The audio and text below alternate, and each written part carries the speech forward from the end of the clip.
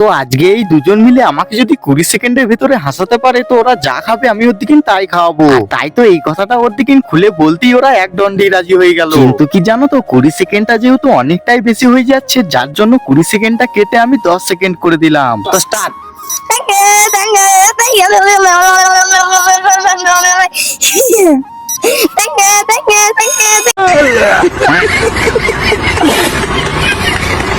আর কি জানো তো আমাকে ওরা হাসানোর জন্য এমন এমন কাণ্ড কারখানা করছিল যে আমি না হেসে থাকতেই পারছিলাম না। তো চলো এইবার দেখা যাক যে আমাকে দ্বিতীয় জনা হাসাতে পারে কিনা।